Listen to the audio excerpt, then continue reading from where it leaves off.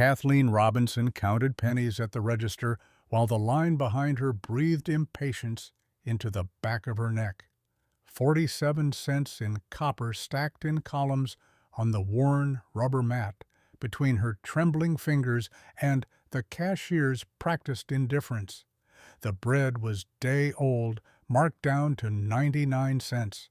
The peanut butter was store brand. The apples were bruised on one side, sorted into a discount bin she'd learned to reach for first. Have you ever counted pennies at a register while people behind you sighed?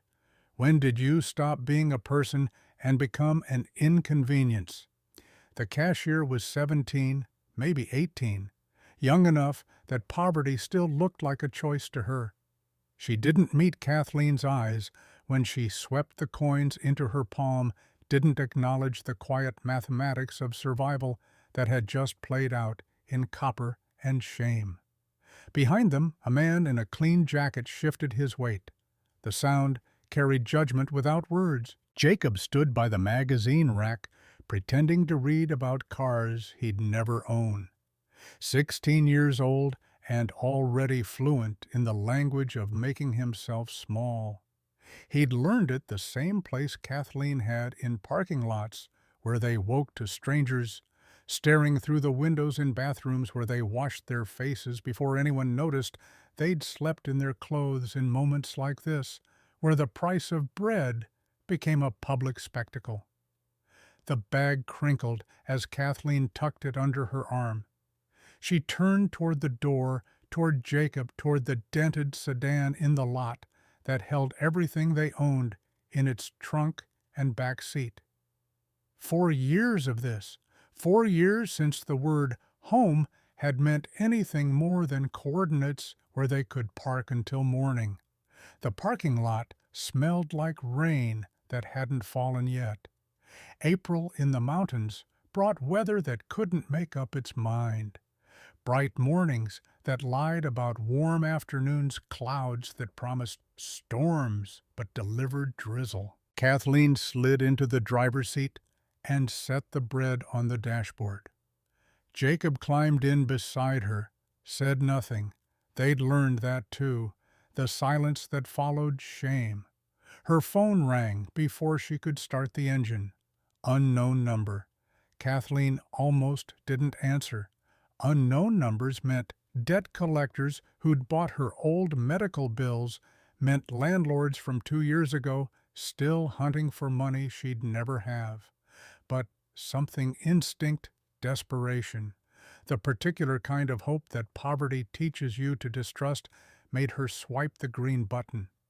The voice on the other end was careful, professional, male, older, the kind of voice that came from offices with leather chairs and framed diplomas. "This is Edward Harris. I'm calling from Harper and Associates. Am I speaking with Kathleen Robinson?" Her pulse kicked against her throat. Lawyers didn't call with good news. Lawyers called when the last thing you had was about to be taken. "Yes, Mrs. Robinson. I'm calling regarding the estate of Margaret Wilson. You're listed as next of kin on a property transfer." The words landed wrong, like a sentence in a language she'd once known but couldn't quite remember. Margaret Wilson. The name pulled at something distant. A Christmas card, maybe years ago, when she still had an address. Some cousin of her grandmother's, or was it her mother's family, had a way of mattering only when it was convenient, when there were favors to ask or blame to assign. "I think you have the wrong person." Edward Harris said he didn't think so, said there was a structure, a cabin, he called it, remote, structurally compromised, appraised at $50. $50. Kathleen heard herself laugh, sharp and brittle. She looked at Jacob, at the bread on the dashboard that had cost her 47 cents in pennies and whatever was left of her pride. $50 for a cabin somebody thought was worth naming in a will. "Can you come to the office this afternoon?" They drove there in silence through the narrow streets of a mountain town that had learned to ignore poverty as long as it stayed polite and quiet. Kathleen pulled into the lot behind a brick building that looked older than kindness. She checked her reflection in the rearview mirror, tried to smooth hair that hadn't seen a real salon in 3 years. Jacob buttoned his only dress shirt, the collar frayed white at the edges, cuffs too short for arms that had grown despite hunger's best efforts. The office smelled like old paper and furniture polish. The receptionist glanced at them once, then away, her smile professional in the way that meant she'd already categorized them as people who didn't belong. Edward Harris appeared in a doorway, silver-haired and sharp-suited, the kind of man who'd never counted pennies in his life. He led them into a conference room with a table so polished Kathleen could see her reflection in it. She sat carefully, afraid her coat might leave marks on the leather chair. Jacob sat beside her, back straight, jaw set in that expression he wore when he was trying to look older than 16. Edward Harris opened a thin file. "Your cousin Margaret passed away 3 weeks ago. Most of her estate was dissolved years ago through various transfers and settlements. What remains is a single structure on inherited land in the mountains approximately 40 miles northeast of here." He slid a document across the table. "Appraisal report. Structure-type log cabin, circa 1920s. Condition severe deterioration. Roof damage. Foundation concerns uninhabitable per county standards. Estimated value $50. From somewhere in the hallway beyond the glass wall, someone laughed. Not loud, not cruel exactly, but unmistakable. The sound found Kathleen where she sat, picked at the scab of every humiliation she'd endured in the past 4 years. A cabin worth $50, after everything, after the motel rooms they couldn't afford, after the parking lots and the shame, after watching Jacob pretend he wasn't hungry so she could eat. This was what the world had saved for her. One last cosmic joke delivered in a lawyer's office. "So my inheritance is a pile of rotten wood." Edward Harris shifted in his chair, searching for words that wouldn't sound like pity. "Mrs. Robinson, I understand this may feel—" She stood too quickly. The chair rolled back, hit the wall. "No, you understand paperwork. That's what you understand." Jacob rose beside her. "Mom!" She turned away, refused to let them see the heat building behind her eyes. Would not cry here, not in front of polished wood and people with clean shoes and sympathy they could afford to offer because it cost them nothing. Edward Harris's voice came again, quieter. "There is one more thing. Your cousin left a note attached to the transfer." He slid a folded paper across the table. Kathleen stared at it for 3 full seconds before picking it up. The handwriting was thin, old-fashioned, the letters slanting right as if pulled by gravity toward some invisible truth. "To the one who knows the price of a roof before the value of a house." That was all. 9 words. Kathleen read them twice, then a third time, waiting for more to appear. Waiting for an explanation. A punchline, some indication that this wasn't just another cruelty dressed as opportunity. "What does that even mean?" Jacob's voice cut through the silence. "It means—" She knew who to leave it to. Kathleen let out a breath that felt like breaking. A broken cabin in the middle of nowhere. "That's not salvation, Jacob." His eyes stayed on the note. "But maybe it's not nothing." She looked at him then, at the boy who'd learned to joke about pain so she wouldn't collapse under it, who'd grown careful and hungry and older than any 16-year-old should be. People laughed. "Did you hear them? Yeah." He met her gaze, steady as stone. "Maybe people laugh when they don't know what something is worth yet." The room went still. Edward Harris cleared his throat. slid a key across the table beside a map with coordinates circled in red. I can provide directions if you choose to inspect the property. Kathleen should have said no, should have walked away from one more insult disguised as inheritance. But outside her car sat an afternoon sun with her whole life crammed into its trunk, with blankets that smelled like parking lots, and a tank of gas that would last maybe 2 more days of driving nowhere in particular. And inside this office, for the first time in months, something had been placed in her hands instead of taken from them. She folded the note and slipped it into her coat pocket, felt it settle against the wedding ring she still carried, even though she wasn't sure she'd forgiven Michael for dying the way he did. Fine.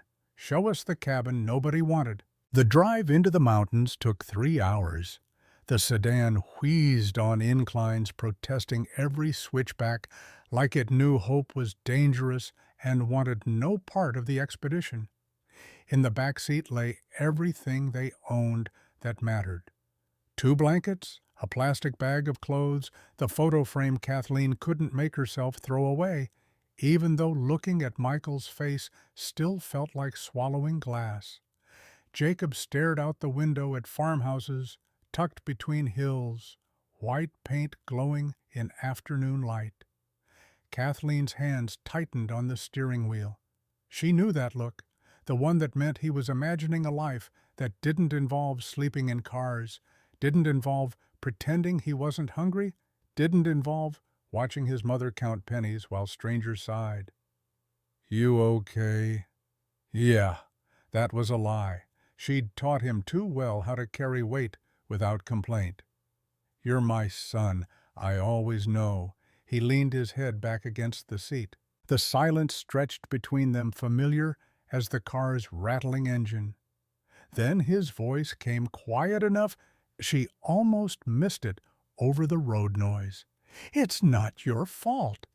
Kathleen's throat closed. "I'm sorry." "For what?" "For this." The word cracked before she could stop it. "For all of it. For every parking lot, every night in this car, every time I said I wasn't hungry so you could eat. For making your whole life smaller because mine fell apart." Jacob was quiet long enough to hurt. Then he turned toward her, and something in his expression made her chest ache. "Mom, you didn't make my life smaller." The laugh that escaped her was broken, humorless. "Didn't I? No." He looked straight at her eyes, the same gray as Michael's had been before the drinking started. "Life did that. You're the reason it didn't disappear completely." What the lawyer's office didn't know, Kathleen kept Michael's wedding ring in her coat pocket. Not because she forgave him, she wasn't sure she ever would, but because it was the last proof he'd once promised to protect them. 4 years ago, Kathleen Robinson had been an accountant at a small construction firm. Not glamorous work, but steady. The kind of job where she knew everyone's birthday, where the coffee was always too strong, and the break room microwave never worked right. Michael had been a site manager, good with crews, better with schedules. They'd owned a house with yellow curtains in the kitchen and a mortgage they could almost afford. Then the owner got greedy, started cutting corners, padding invoices, moving money through accounts that existed only on paper. When the state came asking questions, the company folded like a bad poker hand. Overnight, employees scattered like buckshot resumes, suddenly worth nothing because the firm's name carried scandal. Michael took it harder than she did. Started drinking to cope with the shame of unemployment, the rage at being collateral damage in someone else's fraud.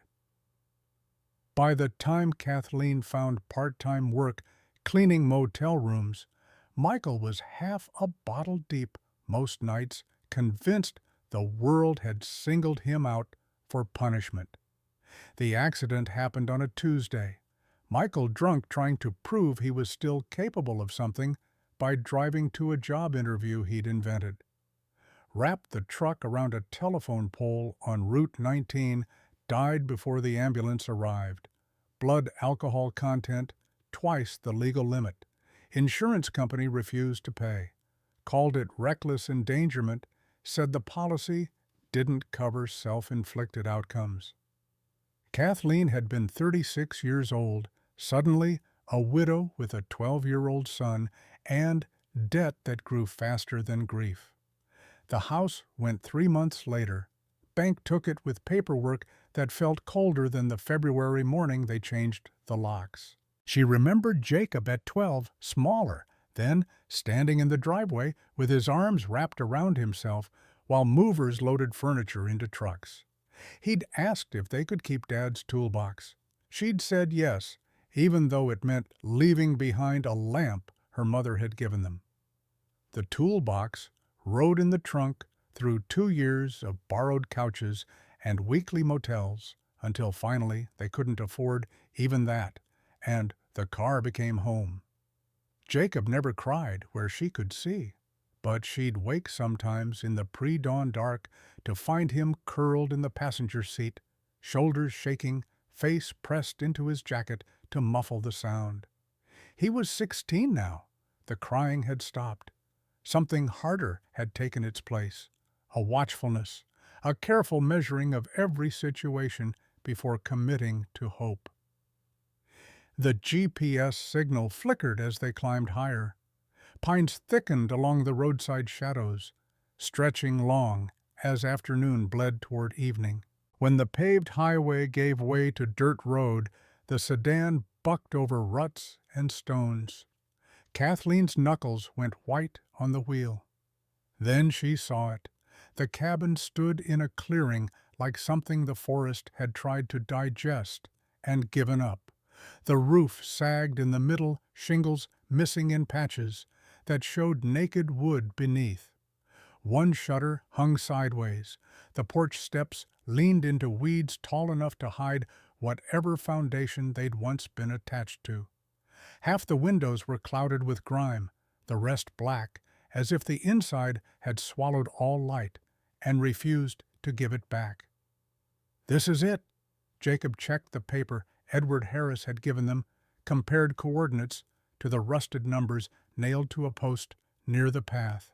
His nod was small, defeated. For a long moment, neither of them moved. Kathleen felt anger rise first, then shame for still being able to feel disappointed after everything life had already done to her. $50.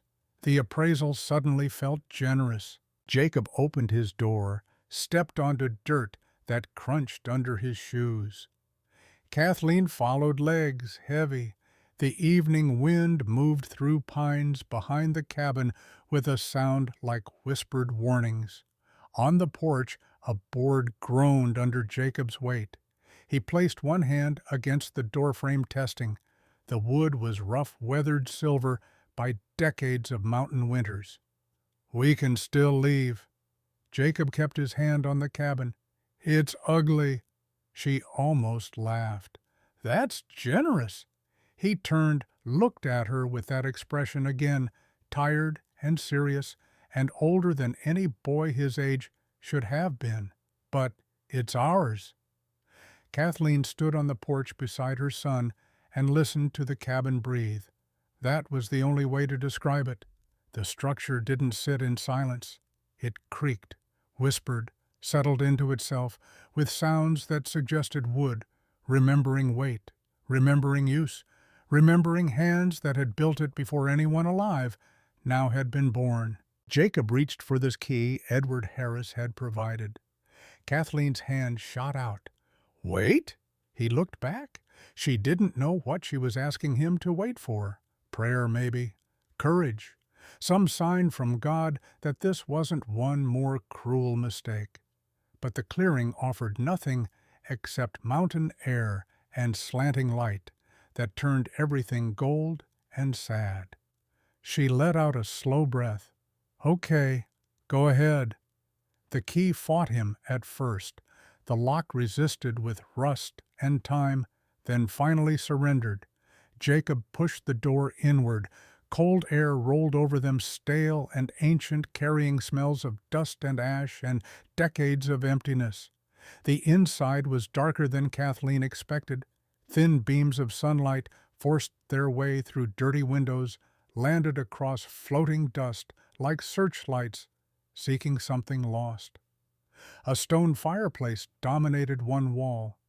An iron stove squatted in the corner, black and oddly solid compared to everything else. A small table leaned to one side. Two chairs sat nearby, one missing a rung. Cobwebs stretched across ceiling beams like lace left by spiders that had died of boredom. Kathleen stepped inside. The floor groaned under her boots. Well, nobody's going to accuse it of being modern. Jacob almost smiled. That's one word for it. He moved farther in, careful but curious.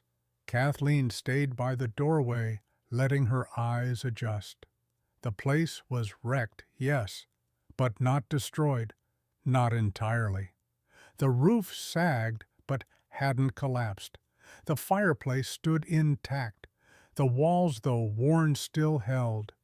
She'd seen worse in the weekly motels they used to afford the ones with stains on the ceiling and locks that didn't quite catch where the heating never worked, and checkout meant the desk clerk watched to make sure you didn't steal towels. That thought hit harder than she expected. At some point over the past 4 years, her standards for what counted as survivable had fallen so low that a collapsing cabin in the mountains looked almost possible. Jacob brushed dust off the table, held up something small, found a spoon. Kathleen laughed. The sound startled her. It had been a while since laughter had come out without dragging pain behind it. Treasure already. He set the spoon down, crossed to the window. There's a hand pump outside. Maybe it still works. Maybe it sprays mud and tetanus. Still an improvement over gas station sinks. The joke landed halfway. They both felt the truth inside it, that gas station sinks had become their normal, that a hand pump represented an upgrade in a life that had run out of baseline decency years ago. Kathleen set her purse on the table, walked the room slowly. Her hand brushed the back of a chair. The wood was thick, handmade, worn smooth in places by people long gone. She looked at the fireplace, then at the narrow doorway leading deeper into the cabin. There's probably a bedroom or a raccoon kingdom. Jacob pushed open the narrow door. It led to a small back room with a rusted bed frame, a cracked washstand, and a single dresser with one drawer hanging open. Kathleen followed him in, stared at the bed frame for a long moment. You know what's funny? This is the first place in almost a year where I can look at a room and know where a bed is supposed to go. Jacob turned toward her, and all at once the brave face he'd worn since the lawyer's office seemed to soften. Mom! She shook her head, swallowed the thickness in her throat. I'm okay. But she wasn't. Not really. Because standing in that ruined little room, Kathleen felt the full strangeness of what had happened. Yesterday, they'd been sleeping in the car in a church parking lot, praying nobody would knock on the window after midnight. Today, they were inside a place with walls that belonged to them. Unbroken walls, cold walls, dirty walls, but theirs. Jacob stepped closer. We don't have to do everything tonight.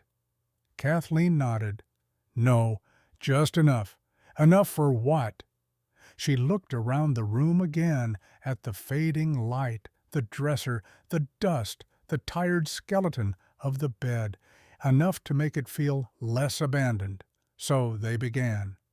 Jacob dragged dead branches from the yard for kindling, while Kathleen cleared the hearth with an old pan she found under the sink. He pried open a stuck window, with a butter knife she discovered in a drawer. She shook out curtains that released so much dust they both coughed and laughed and coughed again. He found a broom with half its bristles missing. She swept anyway, each stroke pushing dirt into smaller piles, each pile representing something reclaimed from neglect. As the sun sank lower, the cabin slowly changed. Not enough to look good, not enough to look safe, but enough to look claimed, to look like someone had decided it mattered even if nobody else agreed. At twilight, Jacob came in from outside carrying a dented bucket. "The pump works." Kathleen turned from the stove where she'd been scraping rust. "You're kidding." "Barely. Takes forever. Water looks rusty at first, then clears." She smiled despite herself. "Look at us, homeowners." Jacob set the bucket down, glanced around the room.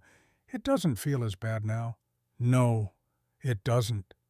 Then the wind rose hard against the cabin walls, and somewhere beneath them, deep under the floorboards, came a dull, hollow knock.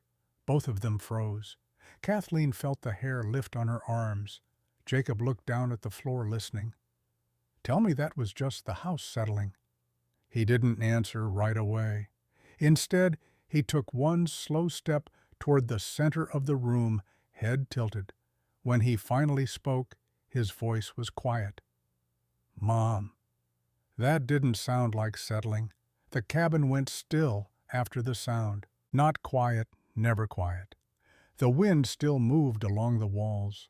The loose window pane still trembled in its frame. Somewhere outside, branches scraped against the roof with dry, whispering drag. But inside, something had changed. The room no longer felt merely old. It felt watchful. Jacob crouched near the center of the floor. Kathleen's voice came sharp. "Don't." He glanced up. "Don't what? Don't do the thing boys in bad stories always do." Despite the tension, one corner of his mouth moved. "Investigate?" "Yes. Mom, we just heard a hollow knock under the floor." "That is exactly why I'm saying, don't investigate." But he was already pressing his palm against the boards, listening the way some people listened for rain through walls. Kathleen stood near the stove with both arms wrapped around herself, as if holding herself together might count as preparation. Jacob knocked lightly with his knuckles. The wood near the table answered with a thick, solid thud. He shifted 2 feet toward the fireplace, knocked again. This time the sound came back different, hollow, empty wrong. He looked up slowly. Kathleen swallowed. "I hate that sound." "Yeah, me too." He stood, crossed to the fireplace, eyes narrowing at the floorboards there. The planks in front of the hearth were darker than the others, worn smooth, as if people long ago had stood in that exact spot again and again, wearing grooves with their weight and habit. One nailhead sat slightly crooked. Another board had the faintest split along its edge. Jacob pointed. See that Kathleen stepped closer, though every instinct told her to step back. "It's old wood. It's old wood that doesn't match the rest." He went to the corner, grabbed the half-broken broom they'd found earlier. Using the wooden handle, he pressed hard along the edge of the board. Nothing happened. He tried again near the crooked nail. Still nothing. Then he wedged the handle into the split and leaned his weight into it. The board gave with a sudden crack.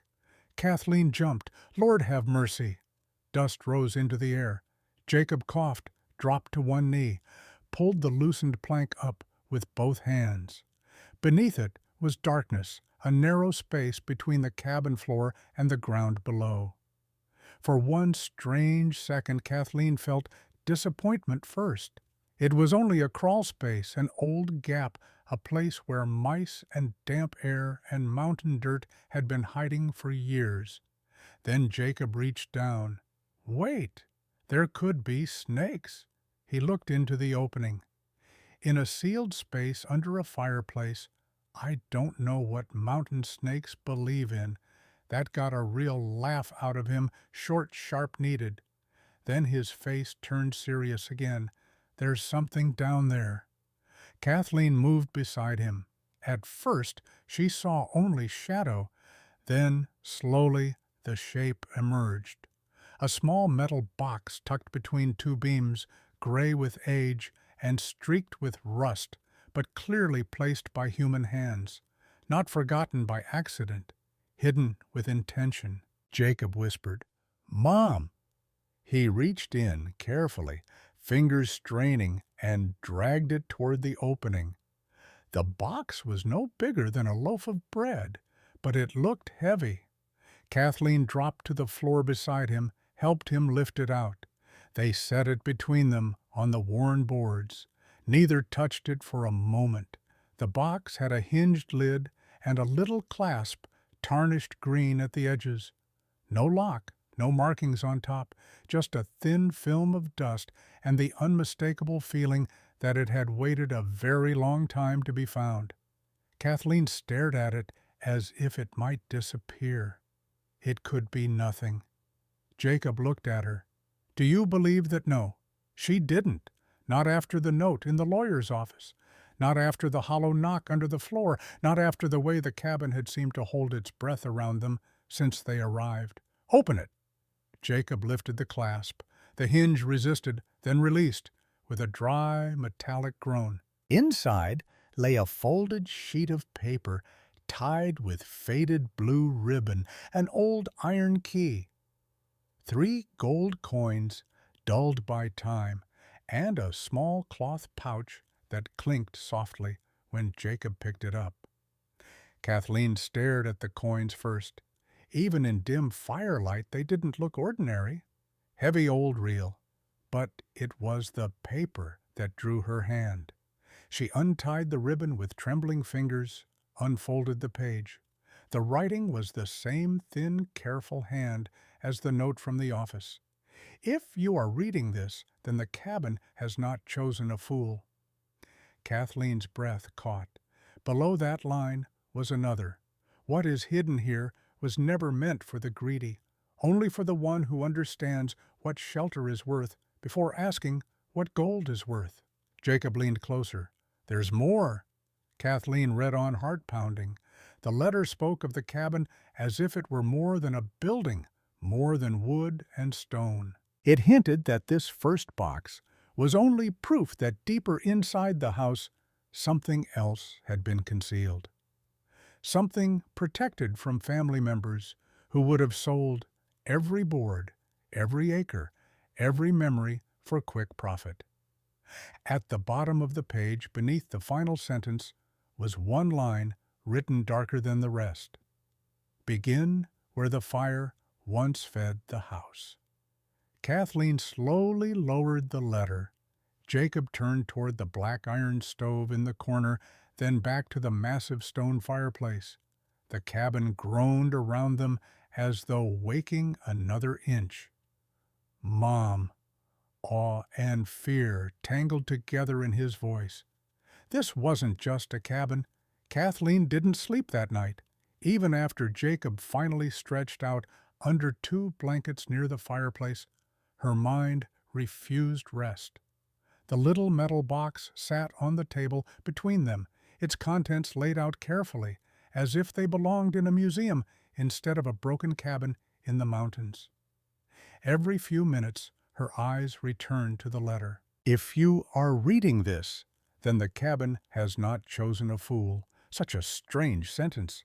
Yet the deeper Kathleen thought about it, the less it felt strange, and the more it felt deliberate, as though someone long dead had expected greed to come looking, and had built the truth to hide from exactly that kind of person. Just before dawn, she rose from her blankets and read the letter again by lantern light. Jacob woke to the sound of paper. You're still reading it? Kathleen looked over. I keep thinking it'll say something different the 5th time. Does it know? She managed a tired smile. Still mysterious, still annoying, That got him up. By morning, pale light was filtering through the dirty windows, and the cabin looked less haunted than it had at night, though not much kinder. Jacob spread the letter flat on the table. Kathleen placed the 3 coins beside it, then the iron key. Begin where the fire once fed the house. That could mean the fireplace or the stove, or both. Kathleen exhaled.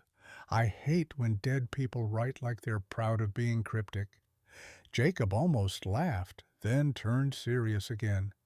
What if the letter isn't only about money? She looked at him. What do you mean? He tapped the page. This part never meant for the greedy, only for the one who understands what shelter is worth before asking what gold is worth. That doesn't sound like somebody hiding treasure from strangers. It sounds personal. He was right. Kathleen sat down slowly. Your father used to say a house and a home were 2 different things. Jacob leaned back against the wall listening. He'd say a house keeps out the weather, but a home keeps out despair. The words settled between them. For a moment neither moved.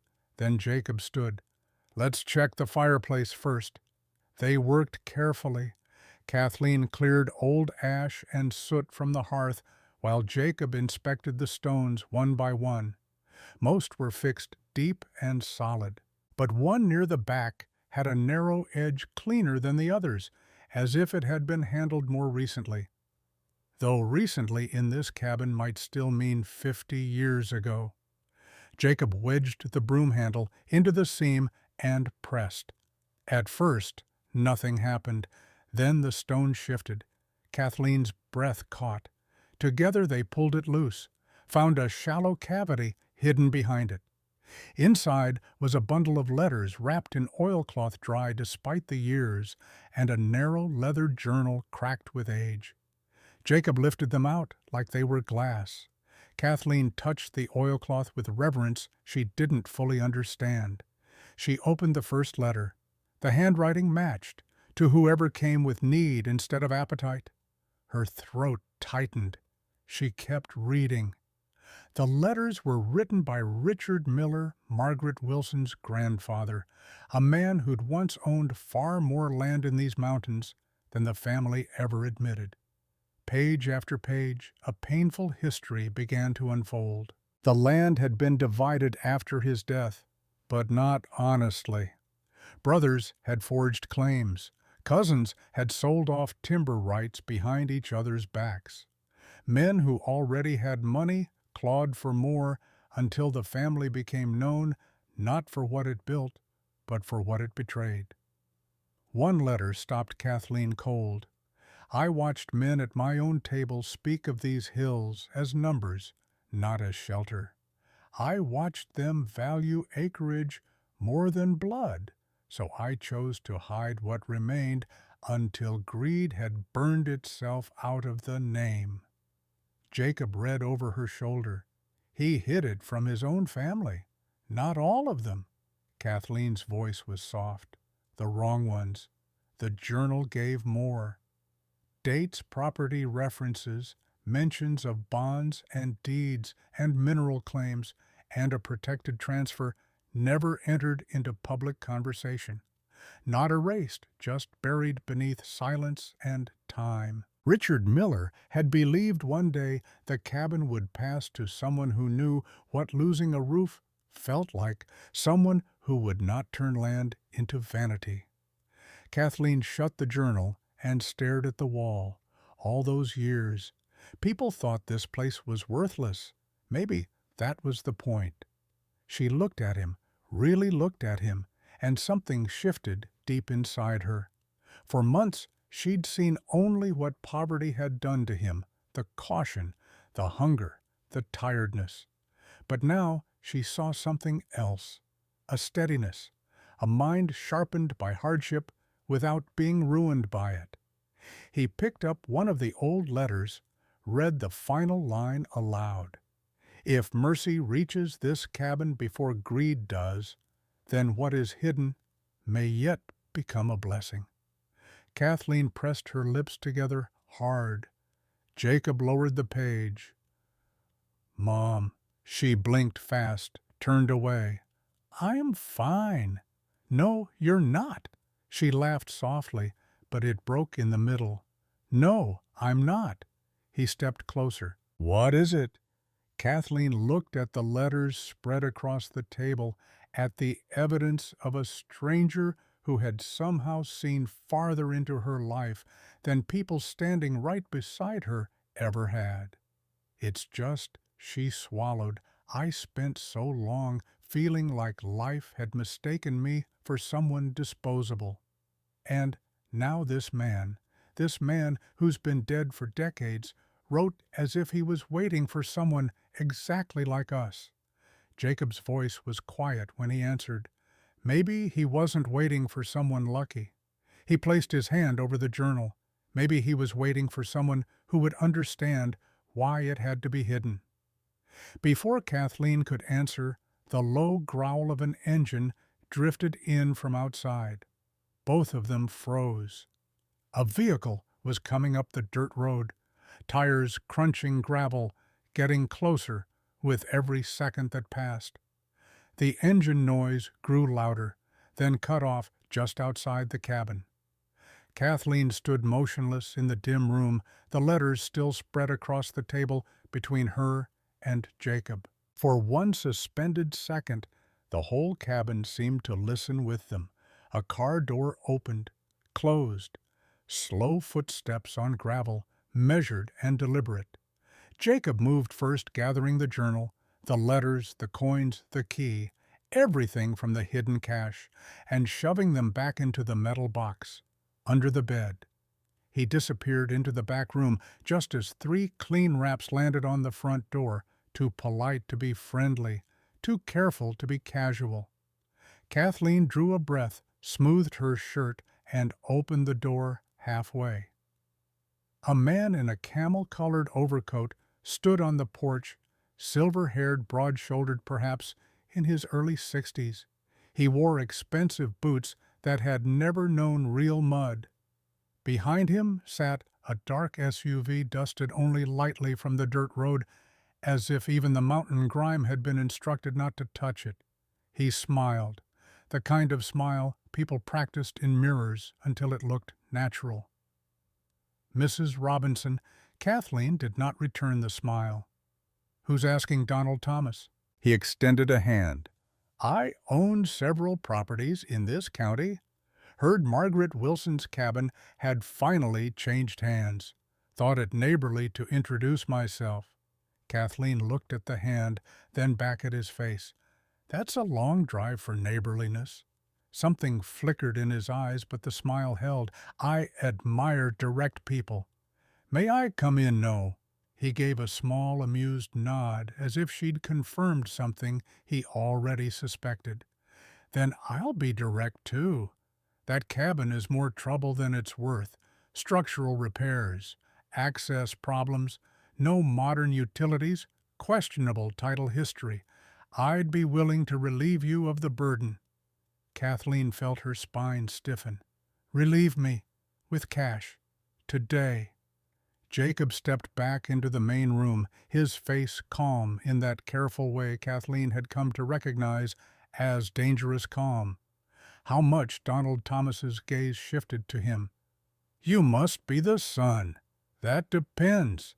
How much Thomas studied him a beat too long, then named a number. $25,000.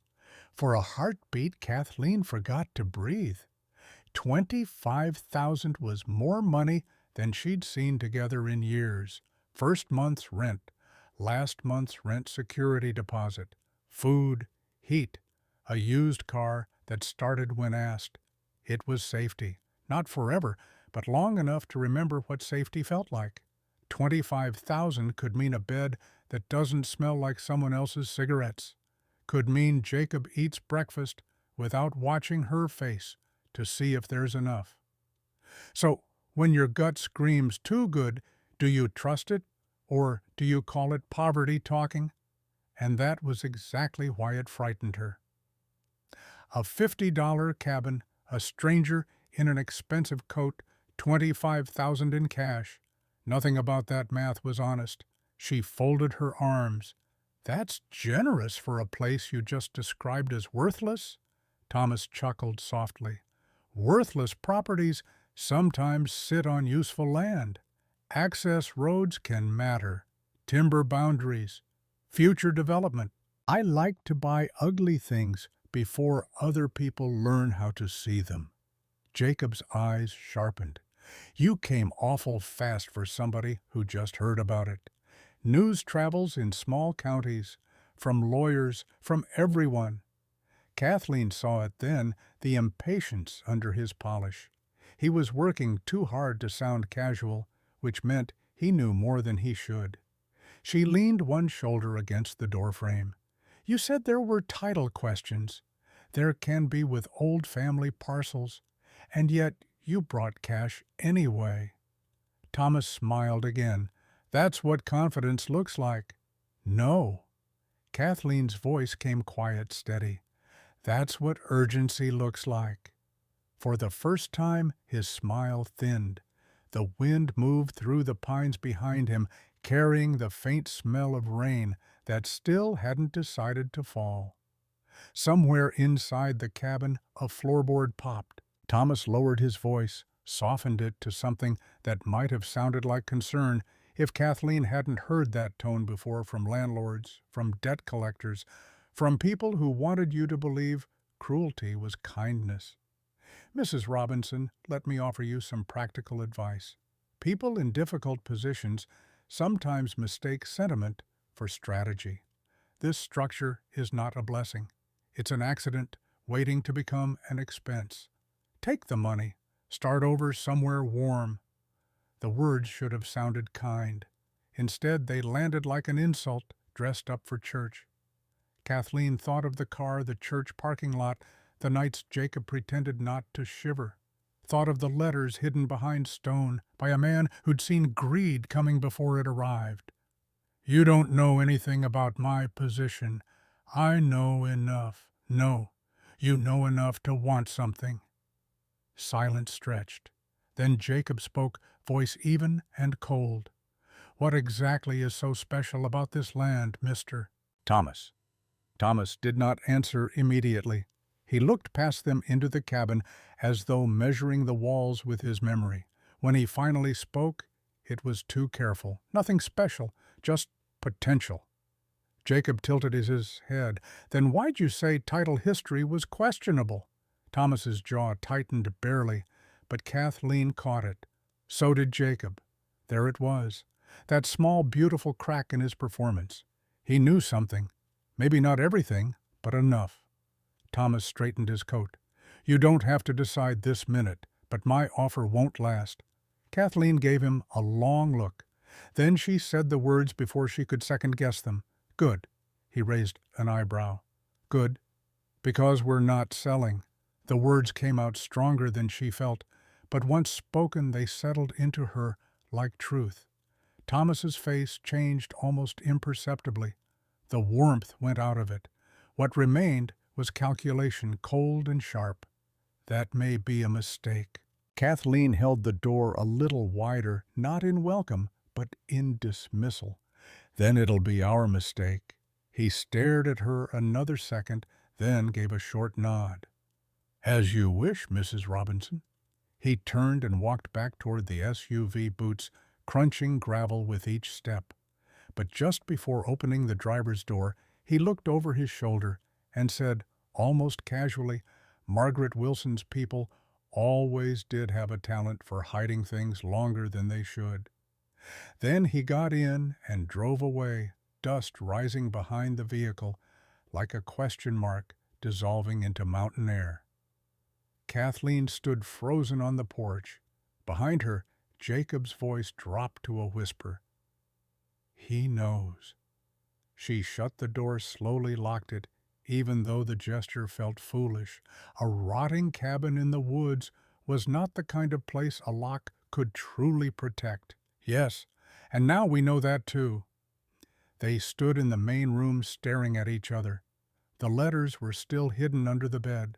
The metal box, the coins, the journal all tucked away, like secrets, trying to stay secret. But Donald Thomas had just confirmed what they'd suspected the moment they opened the first hidden cache. This cabin held more than $50 worth of neglect, and people had been circling it, waiting, watching for years. Jacob broke the silence. "We need to find the rest. Today." His voice carried something Kathleen hadn't heard in months, urgency sharpened by hope instead of fear. She drew a slow breath. "Then we do it carefully." They started with the stove.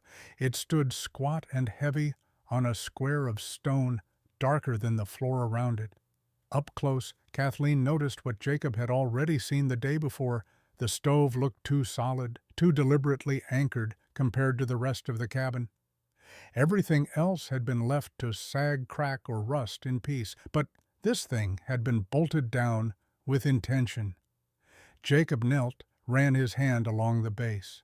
"There! What one of the bolts is newer?" Kathleen crouched beside him. He was right. 3 bolts were blackened almost to the color of coal. The fourth, though dulled by time, looked decades younger, as if someone had come back years after the original installation and secured something that mattered. She rose, fetched the old toolbox they'd found in the bedroom closet. Inside were a bent wrench, 2 screwdrivers, and a hammer with a split handle. "That won't work. It'll have to." The bolt fought them. Jacob strained at the wrench until his face flushed. Kathleen braced the stove with both hands while he pulled again. The metal shrieked, then gave half a turn. They froze, listening. Nothing but wind, scratching at the roof. Half a turn more, then another. By the time the final bolt loosened, both of them were breathing hard. Kathleen wiped sweat from her temple with the back of her wrist. "Please tell me there's gold under this thing." Jacob gave her a quick grin. "That's the spirit." Together they shoved. The stove scraped across stone with a grinding howl that echoed through the cabin. Underneath the square base was not solid after all. At its center sat a narrow iron ring nearly flush with the floor. Kathleen's heartbeat stumbled. Jacob looked up at her, eyes wide. "Mom." She could barely speak. "Lift it!" He hooked 2 fingers through the ring and pulled. At first nothing happened. Then the hidden panel rose with a groan of suction, releasing a breath of cold, stale air from below. A shaft, narrow and dark, opened beneath the stove. Not deep enough to be a cellar, but deeper than a crawl space, more like a concealed chamber built into the foundation itself.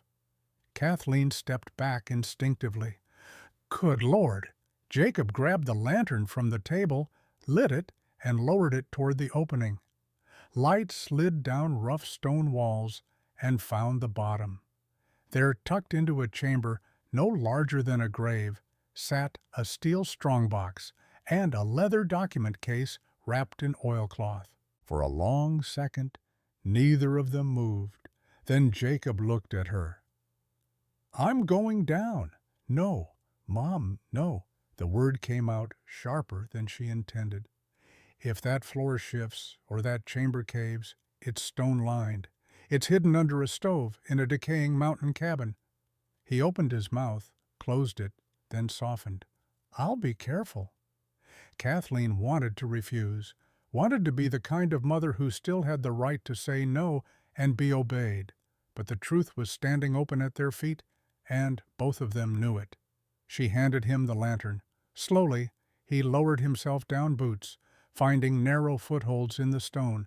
When he reached the bottom, his voice came up hushed and echoing. "It's dry down here. Is the box locked?" No more pause. "But it's heavy." "Start with the document case." He passed it up first. Kathleen set it carefully on the floorboards, hands trembling. Then came the strongbox, lifted inch by inch until both of them had it on the cabin floor. Jacob climbed out and sat back, breathing hard. For a moment, the two of them simply stared. The leather case was stiff with age but well preserved. The strong box, though spotted with rust, still looked formidable. This was no accident, no forgotten storage. Someone had chosen this chamber, this stove, this house, and hidden these things with the kind of care people usually reserved for family silver or human remains. Kathleen swallowed, opened the case first. Inside were papers bound with fading ribbon, each stack labeled in neat handwriting. Deeds, mineral rights, timber claims, survey maps, transfer records, letters from banks long merged out of existence, and beneath them a packet of bearer bonds wrapped in wax paper. Their printed values were so large Kathleen thought she was misreading them. Jacob went still. No, no way. Kathleen picked up one bond, then another, her vision blurred. These can't be real. They look real. That doesn't mean, but even as she said it, she knew. The paper was too precise, the seals too exact, the preservation too intentional. This wasn't a forgery or a fantasy. This was wealth hidden and waiting.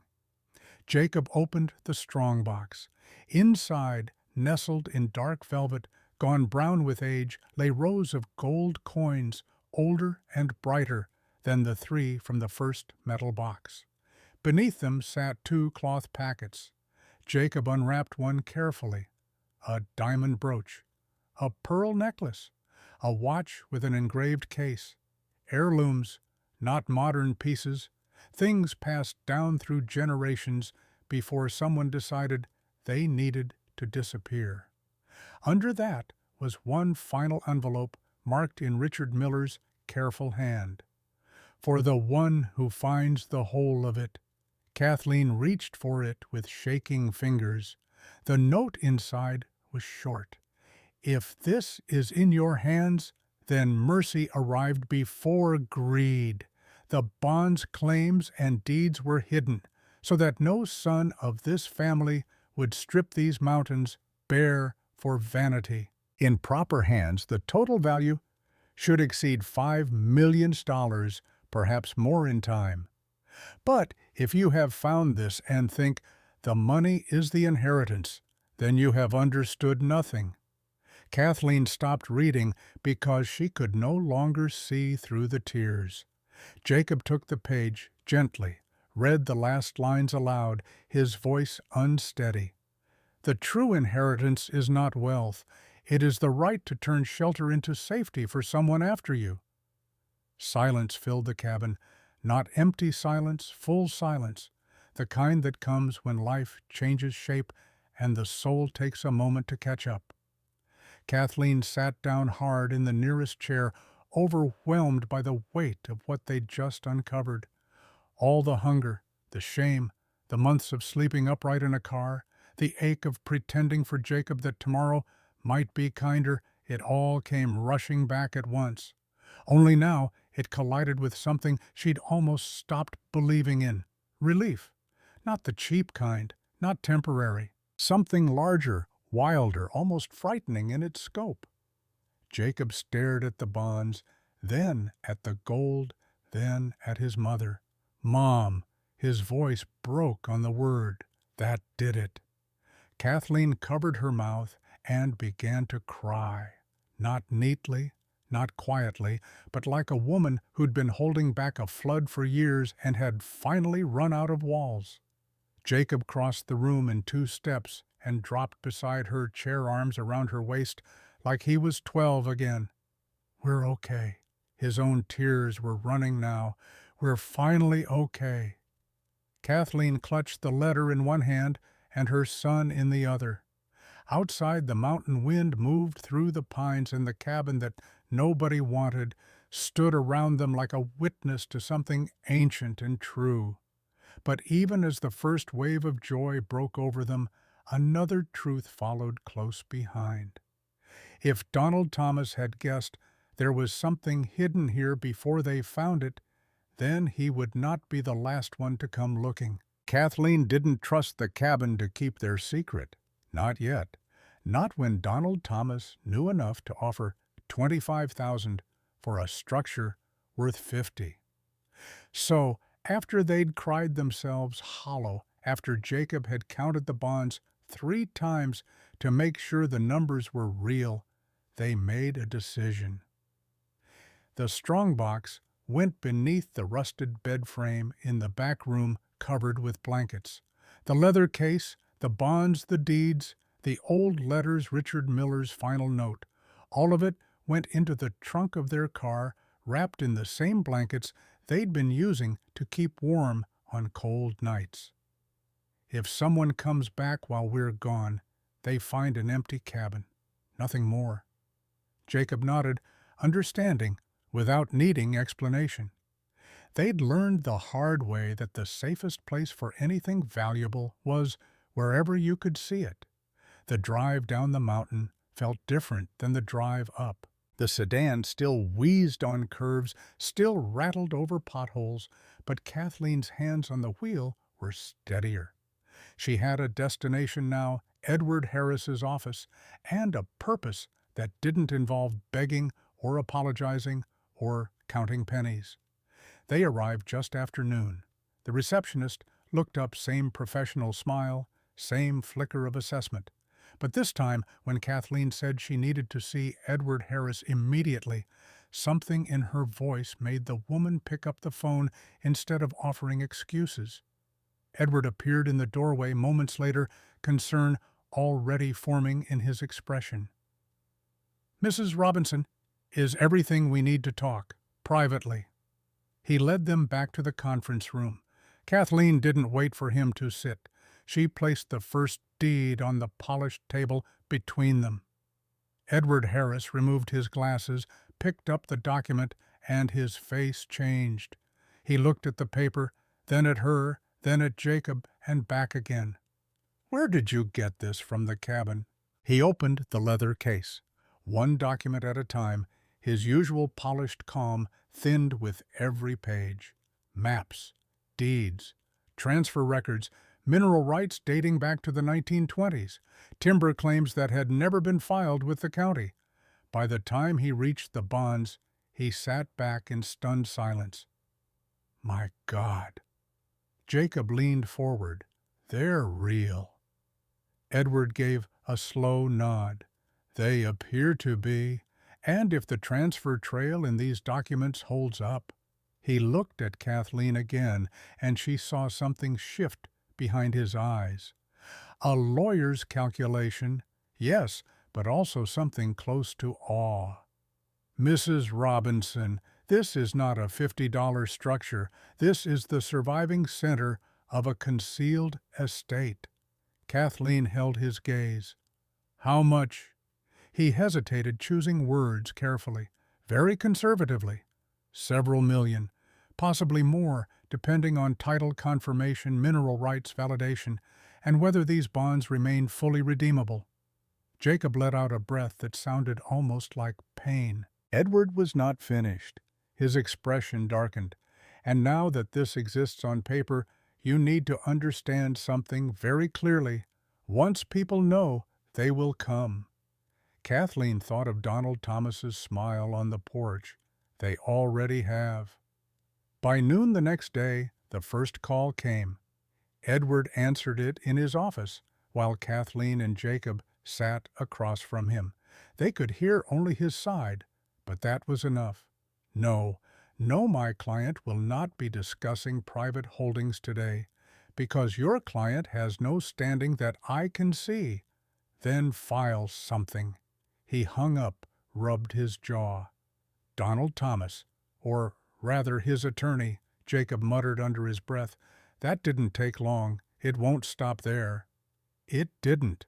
Within 2 days, letters began arriving. Distant relatives with the last name Wilson or Miller, or names Kathleen had never heard before, suddenly remembered blood ties. One claimed Richard Miller had been senile when he hid the assets. Another argued the concealed property should have been redistributed among all surviving heirs decades ago. A third suggested Margaret Wilson had no right to pass anything privately because the original estate had been, in their words, morally communal. Morally communal. Kathleen read that phrase twice and nearly laughed. They ignored this place when it was rotting in the woods. Edward folded his hands across the desk. Greed becomes philosophical when it needs better clothes. The county records office confirmed part of the truth quickly. The land tied to the cabin extended far beyond the immediate clearing. Old survey maps matched the deeds in the leather case. Timber and mineral claims existed, though dormant for decades. Hidden, yes. Illegal, no. Richard Miller had not erased ownership, he'd buried it in lawful transfers and sealed records, trusting time to protect what character could not. But the more proof Edward uncovered, the louder the opposition became. A formal challenge was filed. The hearing was scheduled for the following Wednesday. Kathleen had been inside a courtroom only once before for unpaid medical debt after Michael died. Then she'd sat small and ashamed, feeling judged before anyone spoke. This time, when she entered the county hearing room, men in tailored jackets looked up from polished tables and assessed her like a problem that had learned to stand upright. Donald Thomas sat near the front with his attorney expression smooth and unreadable. Two distant cousins occupied the other side, whispering to each other with the offended posture of people who'd arrived late to a feast and still expected plates. Jacob leaned toward her. "You okay, no? But I'm here." Edward placed a hand over the file in front of him. "That's enough to begin." The hearing was not dramatic in any theatrical sense. No shouting, no pounding fists. The violence was cleaner than that. It came in language, in implication, in the careful way opposing counsel described Kathleen as financially unstable, as though poverty were evidence of moral unfitness. One relative suggested she'd stumbled upon documents too complex for her to understand. Another implied she'd been manipulated by opportunists looking to exploit her desperation.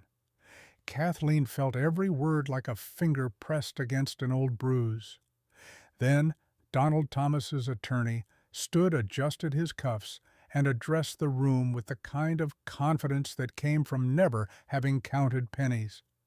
"Our position is that this hidden cash was never intended to enrich a single accidental possessor of the cabin. The structure itself was nominal, symbolic at best." Edward rose slowly. Nominal, symbolic. Then why did Mr. Thomas offer $25,000 in cash for it the day after transfer? The room shifted.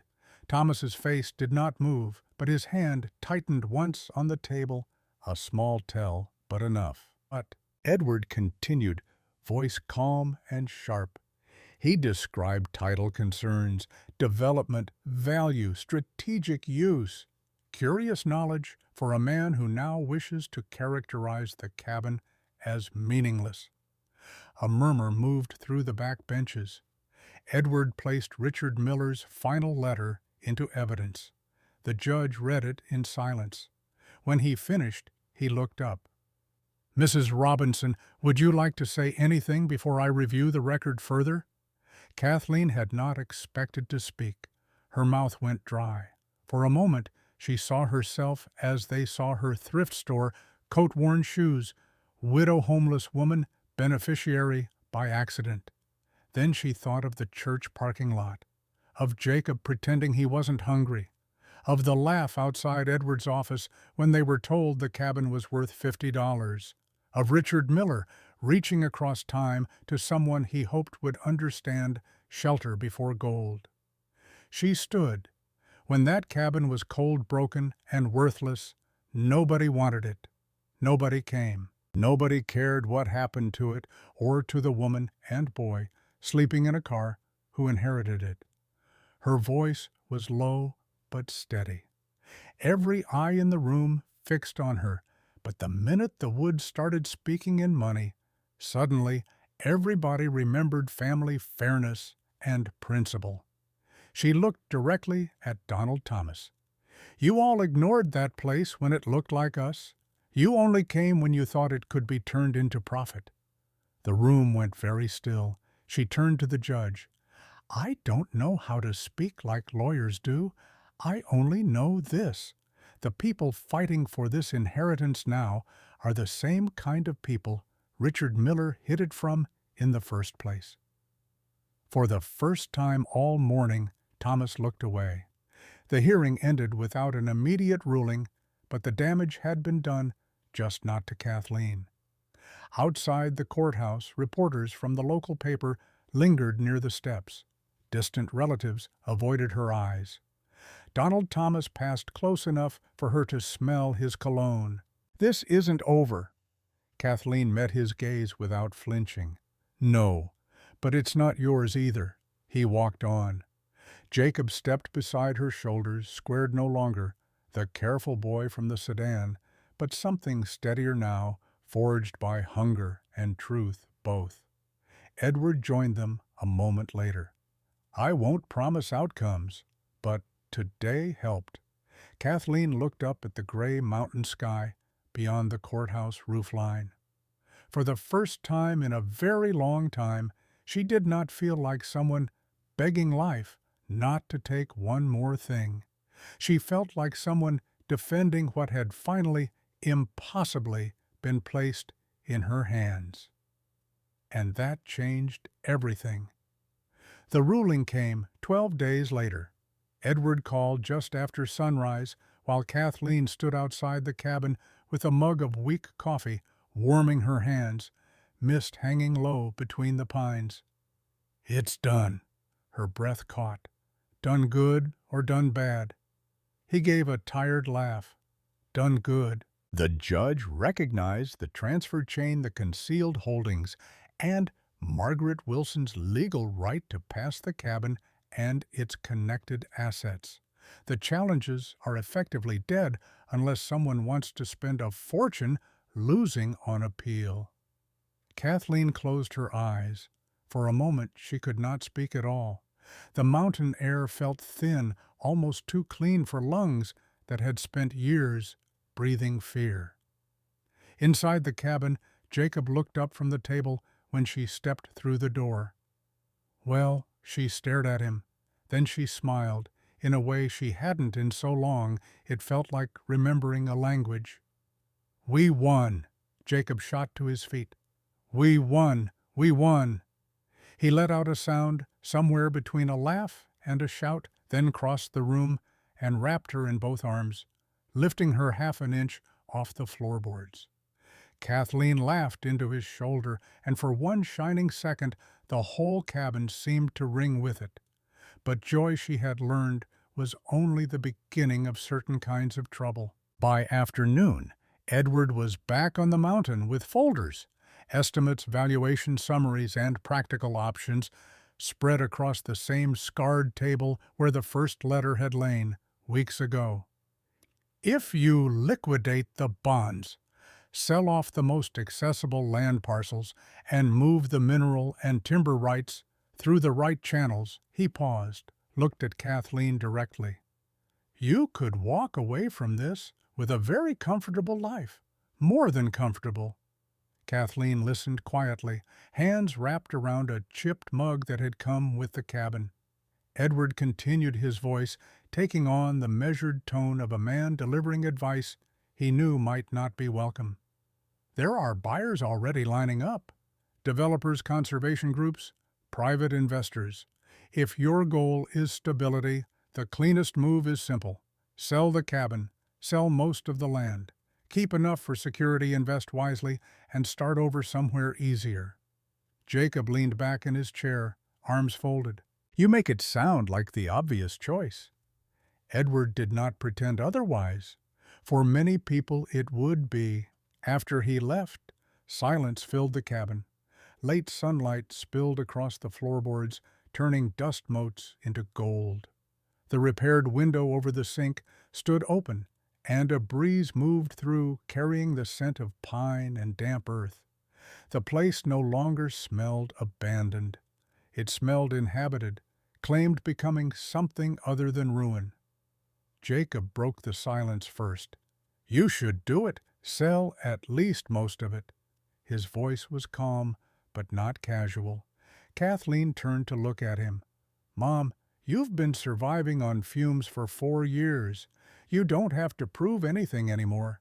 We could get a real house, heat that works, a bed that isn't older than the Depression. You could stop worrying every second of your life." Kathleen sat down slowly. "And what about this place?" Jacob glanced around. "It saved us. I know that." "No." Something in her tone made him look back. "It showed us something." "That's not quite the same." He frowned. "What do you mean?" Kathleen looked toward the fireplace, toward the stove that had hidden the chamber, toward the door that had first opened on a life she'd almost refused. "When I first saw this cabin, all I could think was that life was mocking me again. Then I thought maybe it was rescuing us. But I don't think either of those things is fully true." Jacob waited. "I think it was asking a question." He gave her a small, tired smile. "That sounds like something dead rich people in old letters would do." She laughed softly. "Maybe." Then her face grew serious again. "It was asking what kind of people we'd be if we were finally given enough. And that's the question that changes everything, isn't it? Not what will you do with money, but who will you become when you finally have enough?" The words settled hard between them. Jacob looked away, first out the window toward the trees. "You're thinking about keeping it." "I'm thinking about what Richard Miller wrote." She reached for the final note, now folded and worn at the edges from being read too many times. Jacob was quiet a long time. Then he said, voice careful, "You want to help people?" Kathleen's throat tightened. "I keep thinking about the women I met cleaning rooms at the Oak Street Motel, the older ones, the ones with nowhere to go after one missed paycheck, one hospital bill, one divorce, one bad winter. I keep thinking about the church lots, the cars, the way people stop seeing you once they think you've fallen too far." Jacob nodded slowly. He understood because he'd seen it too. "I don't want to spend the rest of my life just proving I escaped. I want this place to mean something more than that." He turned back to her, fear and love tangled together in his face. "You always do this. Do what give pieces of yourself away until there's nothing left." Kathleen flinched because it was not a cruel thing to say. It was a true one. She stood crossed to him. "Listen to me. I am not talking about throwing everything away. I'm talking about choosing what kind of life this money builds." He searched her face. "And what kind is that?" She took his hand. "One where we are safe, really safe. One where you get your future. One where I sleep in a warm bed and stop counting every dollar at the grocery store. But also one where this cabin stays standing. One where maybe someday another person who thinks the world has no room left for them walks through that door and finds out they were wrong." Jacob looked down at their joined hands, then around the room again, the patched walls, the old table, the stubborn little place that had been laughed at, hidden, underestimated, and somehow still endured. When he finally spoke, his voice was softer. "So we don't sell all of it. We keep the cabin and the inheritance." Kathleen smiled through the sting in her eyes. "We use it like people who know what shelter is worth." For the first time since the ruling, Jacob smiled, too small, real, and full of something steadier than excitement. Not relief, purpose. They worked with Edward over the following weeks, selling carefully and strategically. Only enough land to create security that could not be taken away by one bad season or one medical emergency. The bonds were redeemed in stages through institutions that asked questions but eventually accepted the documentation. The mineral claims were handled through professionals who specialized in dormant rights. A portion of the money was invested in accounts that would grow slowly, steadily immune to the kind of desperation that made people gamble with survival. Another portion paid for a future Kathleen once would not let herself imagine out loud. Jacob would go to college, not because someone rescued him with pity, but because the world had finally stopped standing on his throat long enough for him to breathe. He chose building design, which made Kathleen laugh the first time he admitted it. Architecture, after this place nearly fell on us. Jacob grinned. Exactly. I'd like my buildings to stay upright. But the cabin did not become merely a monument to their escape. That part mattered most to Kathleen. By late spring, she posted a notice at the county building looking for a carpenter willing to take on a challenging project. 3 people called. One wanted too much money. Another wanted the job done too fast. The third was a man named Gary Young. He arrived on a Tuesday morning in a pickup truck that had seen better decades' tools rattling in the bed. 70 years old, back bent from 4 decades of construction work, hands thick with calluses and old scars. He climbed out. Slowly, looked at the cabin with an expression Kathleen could not quite read. You the one who called about adding rooms. Gary walked the perimeter-tested boards, knocked on beams, inspected the foundation with the kind of attention that suggested he saw past rot to structure. When he came back around, his eyes were bright despite the weathered face. This place was built right. Somebody knew what they were doing back then. Can you work with it? He nodded once. I can, but I need to tell you something first. Kathleen waited. My wife died 5 years back. Cancer. We were young, once homeless for a spell. Slept in the back of my truck for 3 months while I looked for work. A man I'd never met let us stay in his lumber shed. No rent, just said to leave it clean when we moved on. He saved us. Gary looked at the cabin again. I can't pay that back to him. He's been dead 20 years. But I can pay it forward to you. Kathleen felt her chest tighten. Mr. Young, I can pay you. I know you can. But I don't need the money. I need to build something that matters before my hands give out. They compromised. Kathleen would pay for materials and feed him lunch every day he worked. Gary accepted with a handshake that felt like a contract, signed in something older than ink. He worked through spring and into summer. One room added to the back, then another. Not luxurious spaces. Simple, warm, dignified. Walls that held without leaning. Windows that opened and closed properly. Doors with locks that worked from the inside because privacy mattered when you'd spent too long without it. By June, the sign went up at the front of the property. Plain wood, hand-carved by Gary during a lunch break. Brennan House. Beneath it, smaller letters, a temporary home for women in crisis. When Edward first asked if she was sure Kathleen had stood on the porch with Richard Miller's last note in her coat pocket and given the only answer she could, no, I'm not sure of anything except this feels right. The first woman arrived in late June. Her name was Pamela Scott, and she was 63, with shaking hands and a single duffel bag that looked like it had been packed in a hurry and carried for too long. She'd been a teacher for 30 years, Shakespeare, she said, as if that mattered, as if education could protect you from the world deciding you no longer fit. Her husband had died 2 years earlier, left behind gambling debts she hadn't known existed. The bank took the house. Her pension barely covered food. Pride kept her from asking her children who had their own struggles.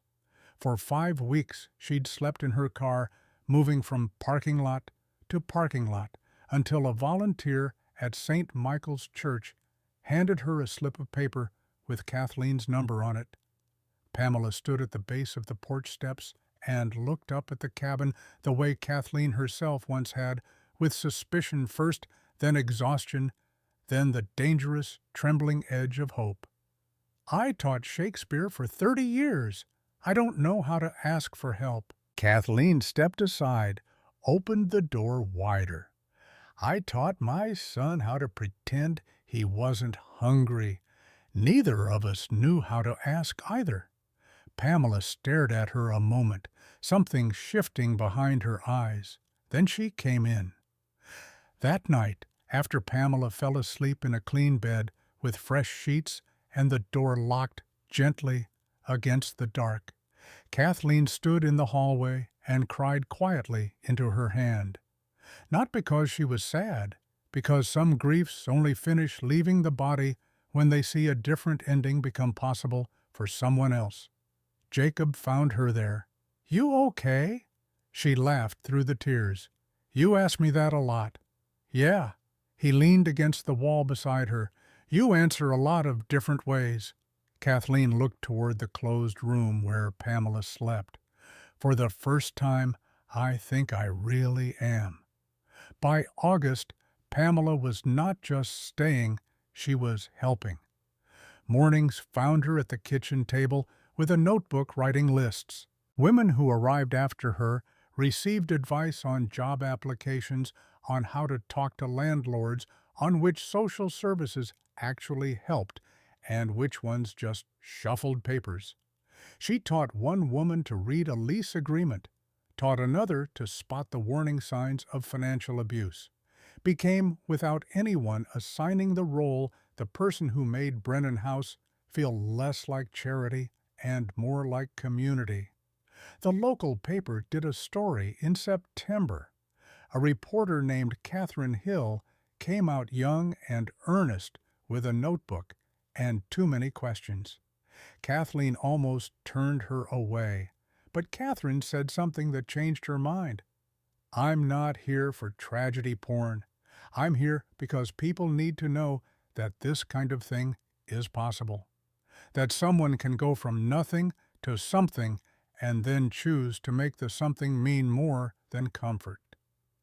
The story ran with a headline that made Kathleen wince: "The $5 million cabin nobody wanted until a homeless mother found it." But the article itself was fair, honest, careful not to turn suffering into spectacle.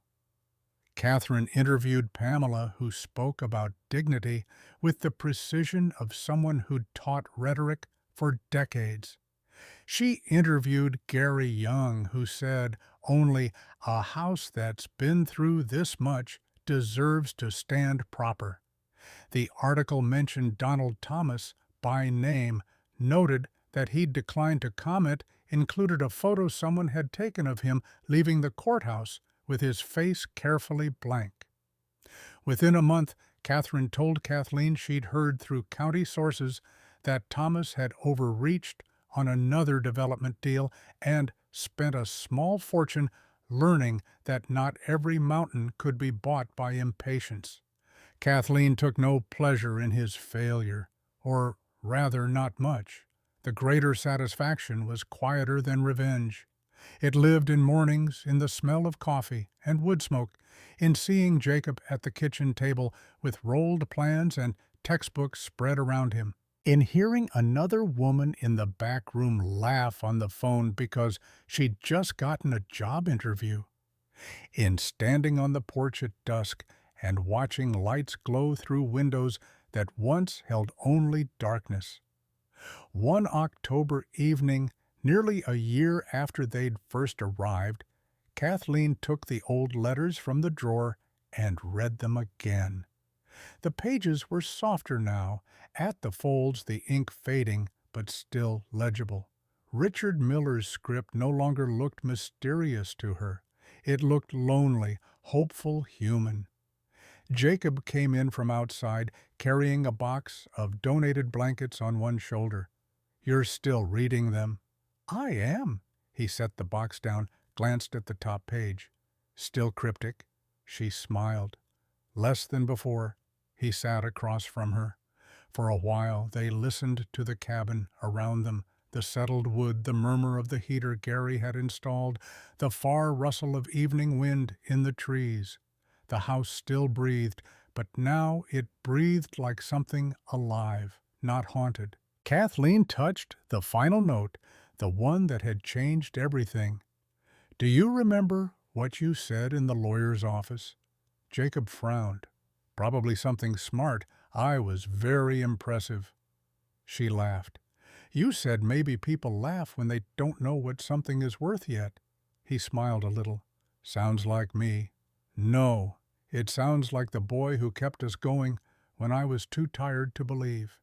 His expression shifted, at that the joking ease giving way to something softer. "Mom." She reached across the table, took his hand. "They thought we inherited a broken cabin." Jacob looked around the room, the sturdy walls, the warm lamplight, the blankets waiting for women not yet arrived, the life built out of what others dismissed. Then he looked back at her, and his voice was quiet when he answered, "No, we inherited a way back." Kathleen felt the truth of it move through her like prayer. Not just a way back to comfort, not back to who they'd been before loss. Life did not work like that. Some things remained broken. Some absences never closed. Michael was still gone. The year in the car still happened. There would always be a part of Kathleen that remembered what it meant to be looked through as if she were already disappearing. But the inheritance had given them something better than erased pain. It had given that pain a use, a roof, a table, a locked door, a second chance passed from one wounded person to another. Outside, evening settled over the mountain, blue and gentle. Inside, the cabin held its light. And in the place once valued at $50, Kathleen Robinson finally understood what had been hidden there all along. Not $5 million. Not really. The real inheritance was this, that broken things could still shelter life, that dignity could return, that sometimes the people who have lost the most are the only ones wise enough to turn wealth into mercy. Winter came early that year, bringing snow that turned the mountain white and quiet. Brennan House held 6 women, by then, Pamela, plus 5 others who'd come through various channels, each carrying a different story but the same essential wound.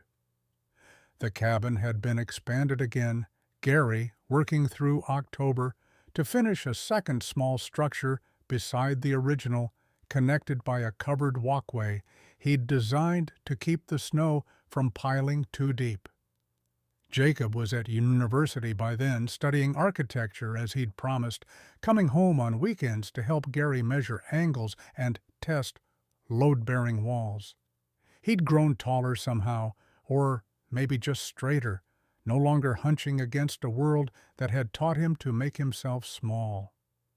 One Saturday morning in December, he stood in the main room with plans spread across the table, pointing out where a third building might go if they ever needed it. Kathleen watched him talk about foundations and drainage, about how to build something that would last beyond the people who built it, and she saw Michael in him, not the Michael who'd died drunk and angry, but the Michael who'd once whistled while fixing cabinet doors, who'd believed work mattered if you did it right. "You know what's weird?" Jacob's voice pulled her back. "What, a year ago we had nothing. Now we have everything. But it doesn't feel like we changed that much."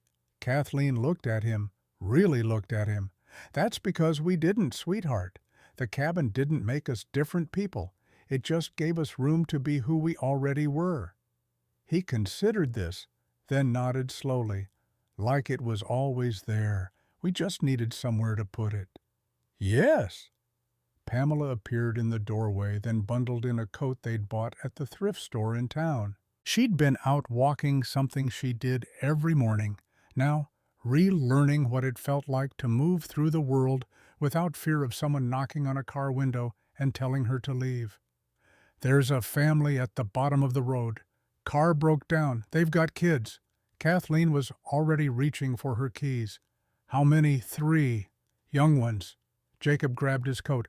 "I'll come with you." They drove down in Kathleen's car, a newer sedan, reliable, bought with money that still felt impossible every time she turned the key. The family was huddled beside an old station wagon with steam rising from the hood, a man and woman in their 30s and 3 children under 10. The woman held the youngest, a boy maybe 3 years old, against her chest. Everyone looked cold and scared and trying not to show it. Kathleen pulled over. The man stepped forward, defensive. "We're not looking for charity, just waiting for a tow." She climbed out. "When's the tow coming?" He glanced at his phone. "An hour, maybe more. It's 20 degrees out here. We'll manage." Kathleen recognized that tone. It was the same one she'd used a year ago when Father George had tried to offer help, when Deborah at the motel had wanted to give her extra shifts, when anyone had gotten too close to the truth of how badly she was drowning. Pride was the last thing you had when you had nothing else, and people guarded it like treasure. She tried a different approach. "There's a house up the road.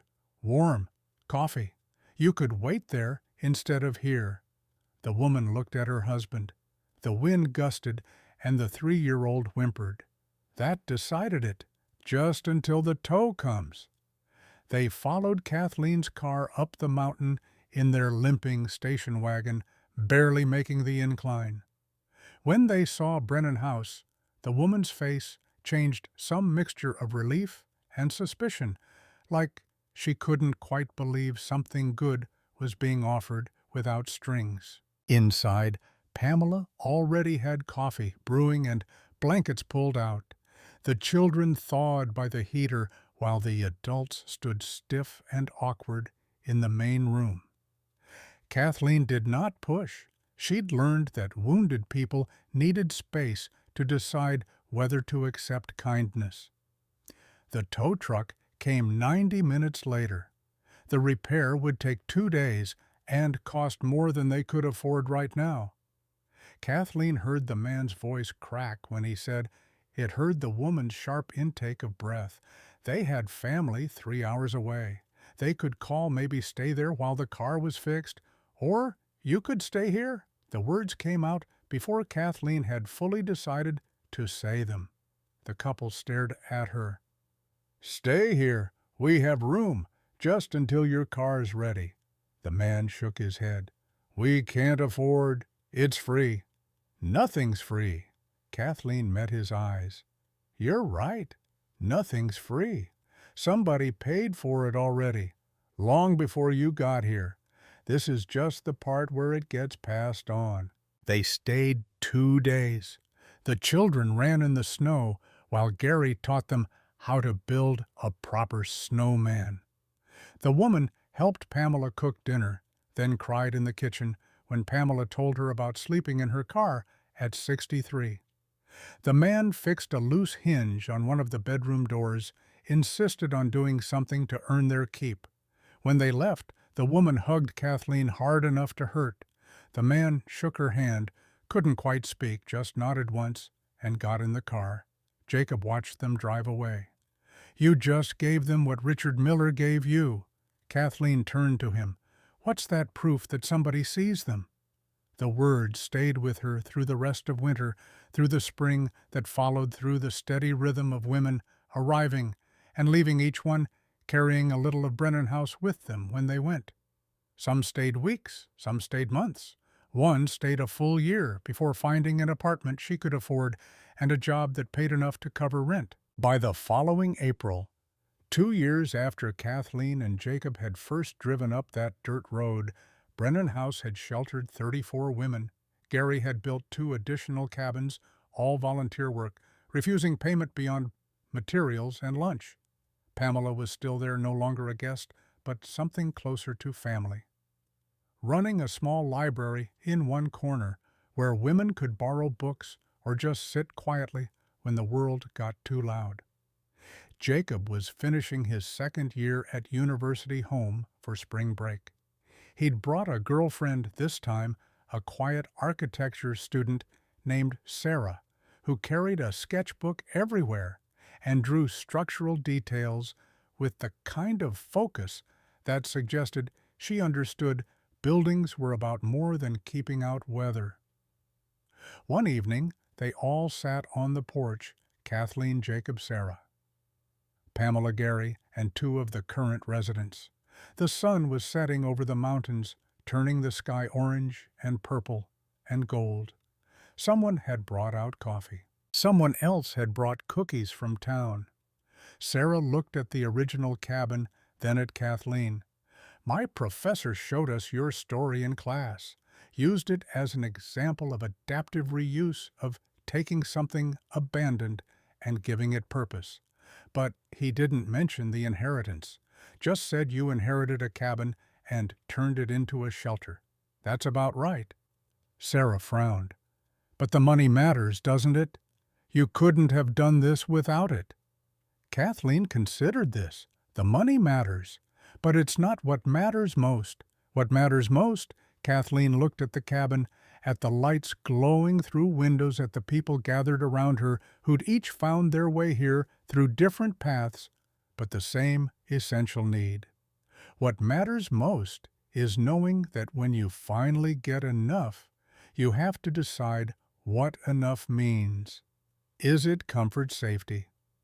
Those things matter, but Richard Miller knew something else too. She picked up the folded letter she still carried, opened it one more time.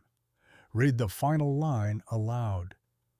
"The true inheritance is not wealth. It is the right to turn shelter into safety for someone after you." Sarah was quiet for a moment. Then she said, "That's beautiful. Can I sketch the house?" Kathleen smiled. "Of course." As Sarah pulled out her sketchbook, Jacob leaned close to Kathleen, voice low. "You did it, Mom." "Did what?" "Turned $50 into something worth more than $5 million. Kathleen shook her head. "No, Richard Miller did that. I just finally understood what he meant." The stars came out one by one as the evening deepened. Inside Brennan house, someone started playing music, something soft and old, drifting through the open windows. Kathleen closed her eyes and listened. The cabin breathed around them, around all of them, and, for the first time in longer than she could remember, the world felt less like something that took and more like something that gave. Here's what I want you to think about.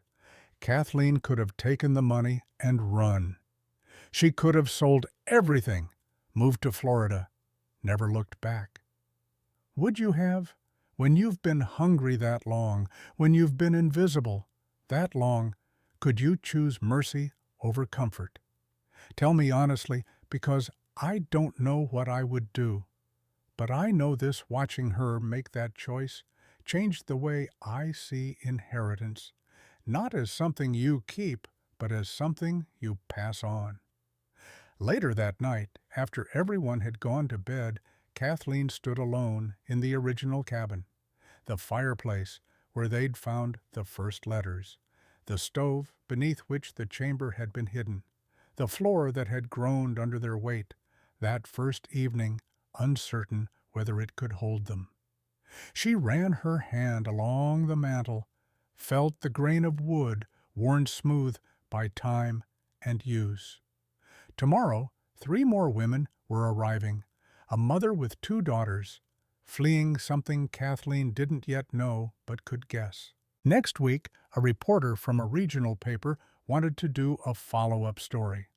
Next month, Gary was starting work on a 4th building, this one with a community room where women could gather, could talk, could remember. They were not alone. The work would never be finished. There would always be more women than beds, more need than resources, more stories than any one place could hold. But that was fine.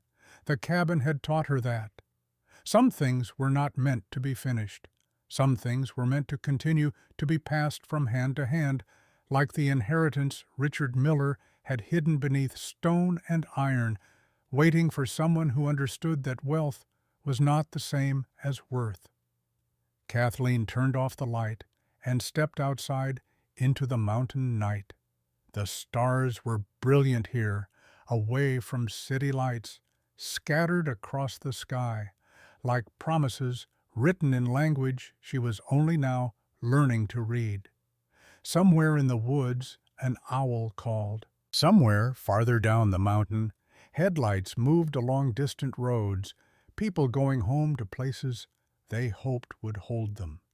She thought of the courthouse of Donald Thomas's face when she'd refused his money, thought of Edward Harris reading the bonds with disbelief, thought of Jacob at 12 crying silently in the car, thought of Michael who died before he could see what his son would become, thought of Richard Miller dead for decades reaching across time with a question disguised as an inheritance.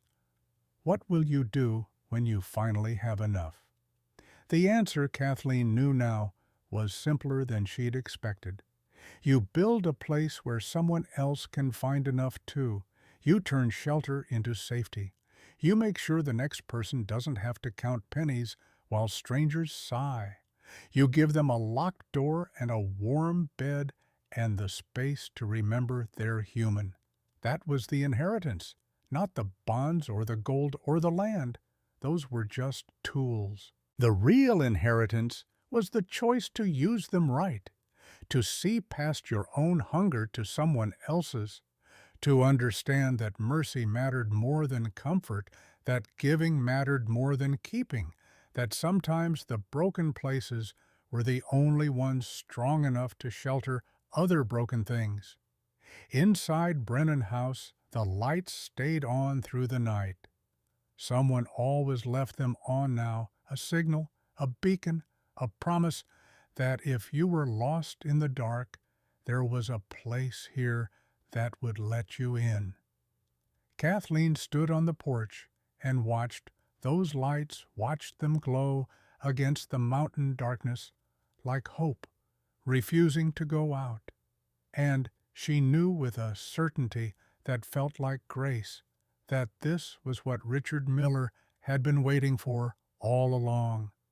Not someone perfect, not someone who had all the answers, just someone who'd been hungry enough to remember what food meant, who'd been cold enough to know what warmth was worth, who'd been invisible long enough to see other invisible people and refuse to look away.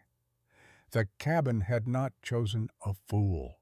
It had chosen her, and she had chosen mercy. That was enough. That would always be enough.